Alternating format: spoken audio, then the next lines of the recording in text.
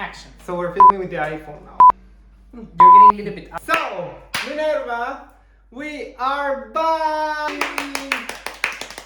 We have been talking about this space, like what to do with it and how to develop it. We're gonna do a little bit of like a power up. Point Now oh. we're gonna be What Have You Done 2.0. 2.0. That we're gonna continue with our regular questions, but with the twist that we come with every week we have a theme. Today we're gonna talk about social media. Yes!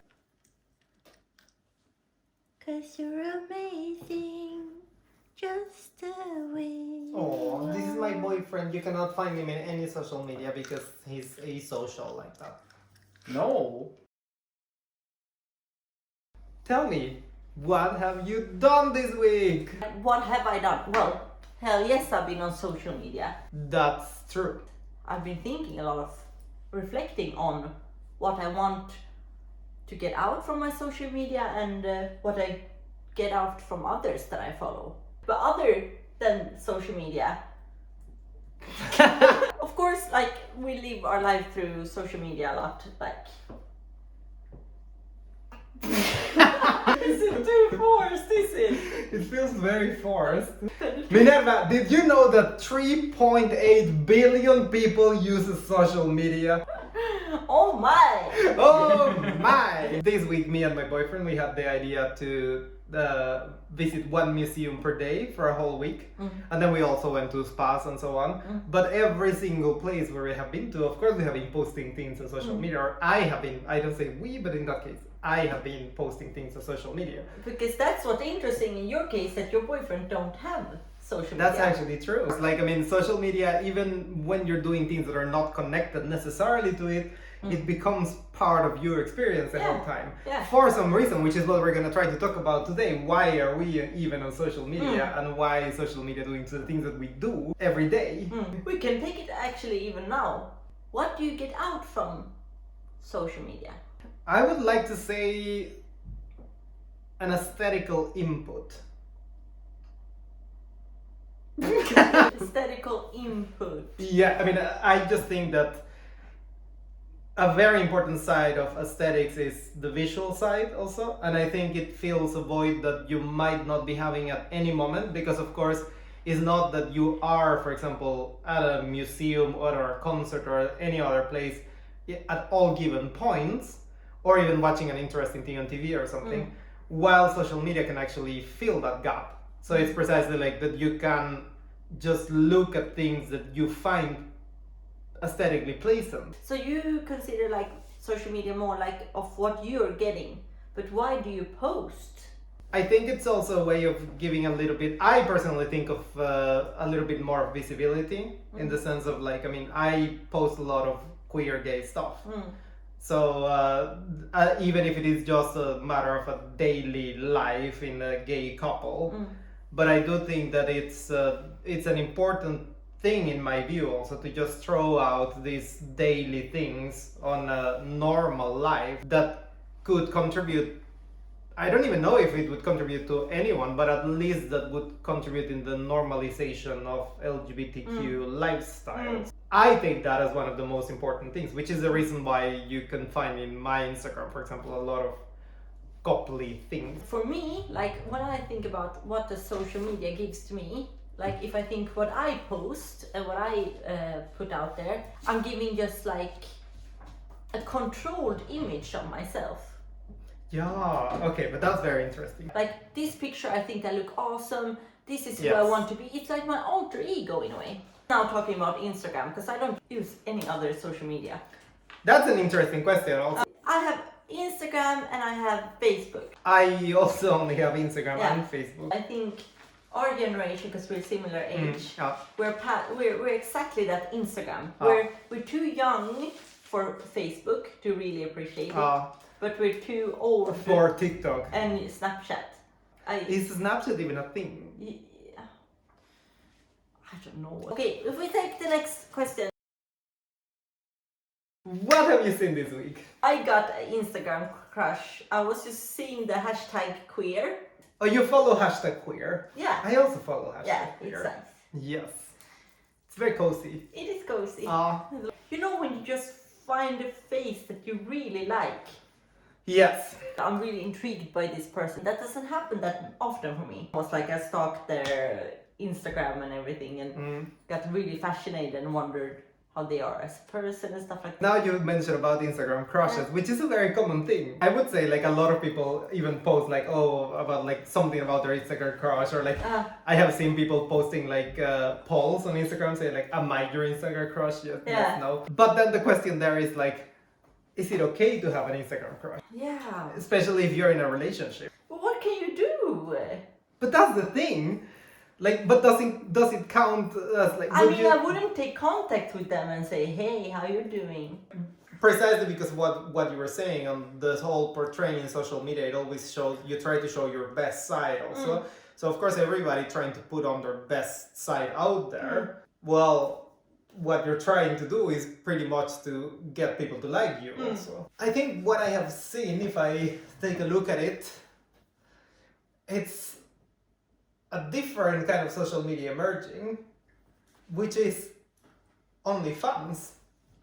Oh. We haven't talked about it so far. That's so We mentioned true. Twitter, Facebook, TikTok, but not at all OnlyFans. And I think OnlyFans is emerging so strong. Like a lot of people that I follow have OnlyFans. Same for me. Yeah. A lot of people that I follow. And just like a year ago, it was something very.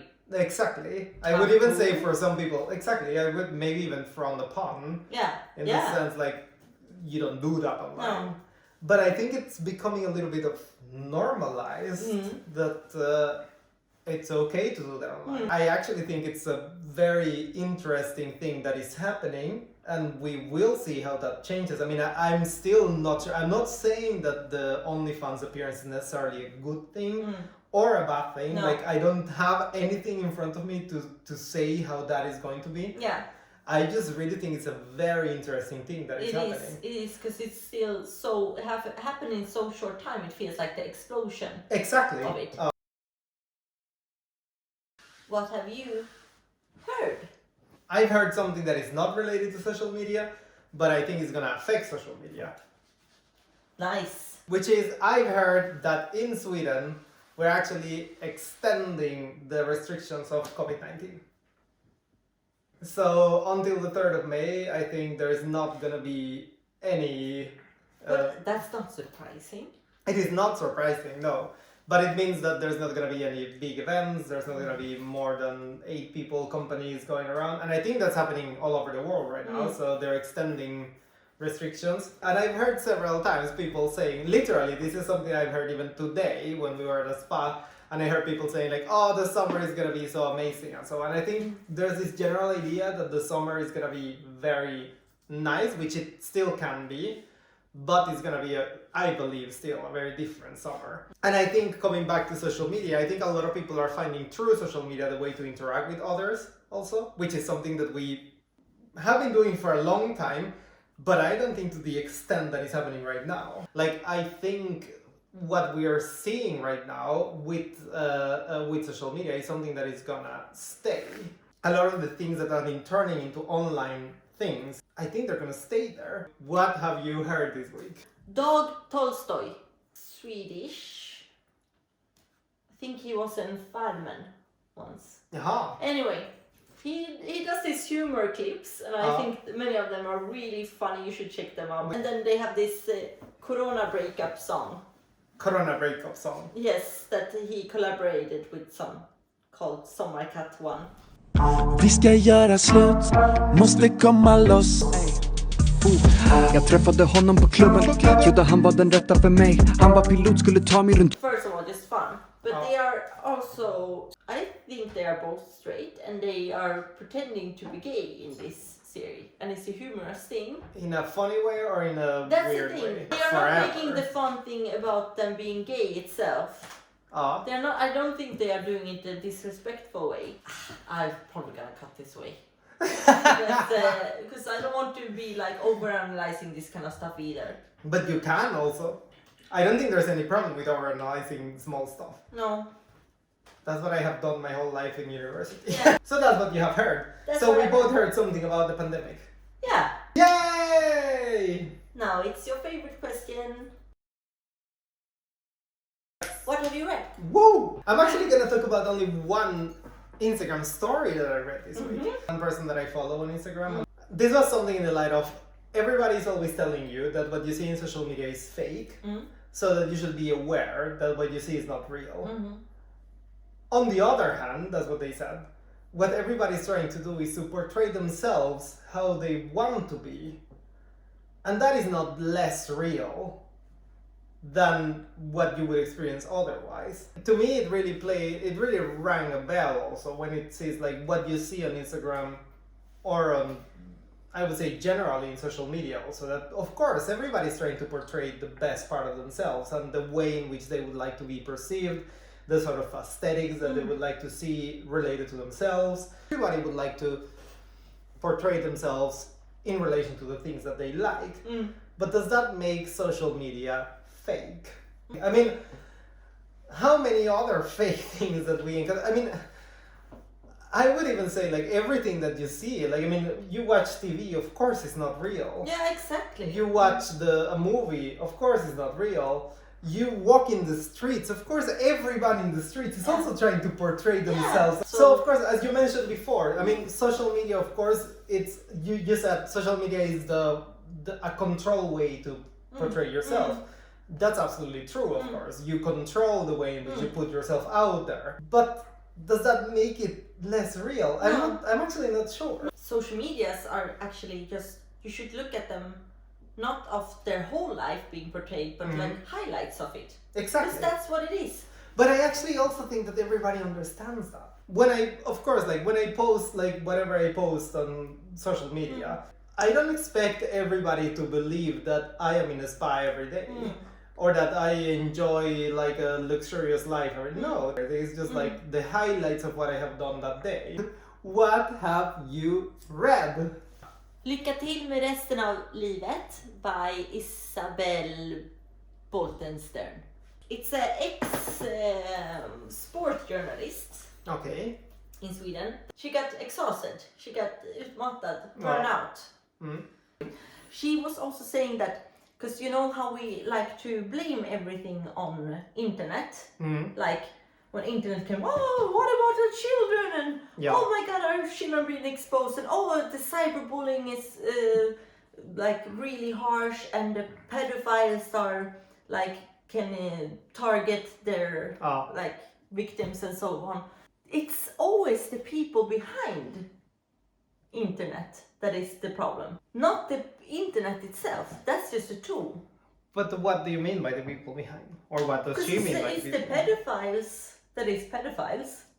They're gonna be pedophiles with or without internet. Yeah, okay. It's the bullying is gonna continue in school. And it's the work that is super stressful, but of course it brings them easier to follow you home and stuff like that. Personally, I would not say the people behind, but more like the structure behind. Structure, Exactly. of course, yes. But it's, of course, structure. But that we can feel that internet is the problem in many cases, that the reason why we are burnout is because of the internet. Yes. But it's actually because of the structures behind it that like allows you to send an email after arbetstid, like working hours. It Absolutely. Like, it's not about the internet itself that is the problem, it's the structures, like you said. Exactly. So, but we have done this video actually. Yes. I think it's exciting to discuss specific topics. Stay tuned for next week, in which we're gonna be talking about aesthetics. So, a very interesting topic. We're done! You have to like and subscribe and click that bell.